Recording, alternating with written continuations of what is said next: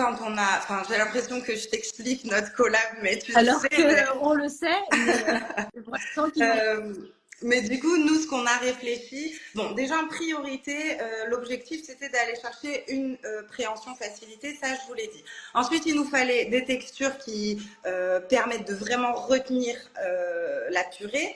On a cherché aussi, et ça on avait beaucoup de tests sur la souplesse au moment, parce que en fait le but du jeu c'est que votre enfant, il va, alors au début peut-être c'est vous qui allez pré-remplir la pré-cuillère, il y a beaucoup de pré, hein, mais ils sont tout petits, donc on leur pré-remplit leur pré-cuillère et ils amènent tout seul à la bouche, ils tétouillent.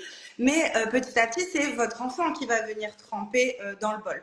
Et le problème avec les cuillères qui sont rigides, c'est que du coup, sauf à avoir mis beaucoup de matière dans le bol, ben, il n'y a pas de purée qui va rester sur la cuillère. Que là, nous, on a cherché la souplesse suffisante pour que la cuillère, elle puisse vraiment s'écraser sur le bol, venir récupérer le maximum de matière et que l'enfant l'amène à la bouche.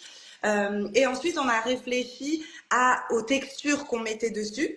Donc c'est pour ça qu'il y a deux textures différentes. On a vraiment une forme de vague qu'on a pensé pour accompagner le mouvement de la bouche, c'est-à-dire guider le mouvement de la bouche. Sensoriellement, on est vraiment sur des lignes.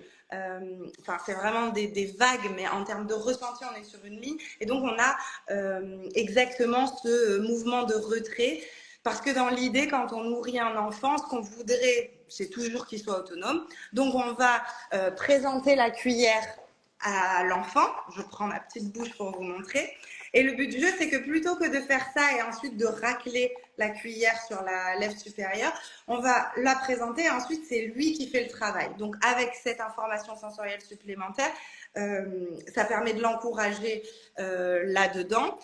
Et est-ce que j'ai tout dit là-dedans? Je crois que j'ai fini, j'ai tout raconté. Et donc l'autre, c'est plutôt les picots pour vraiment retenir le maximum de matière possible. très clair. Pour moi, c'est très clair. J'espère que pour vous aussi.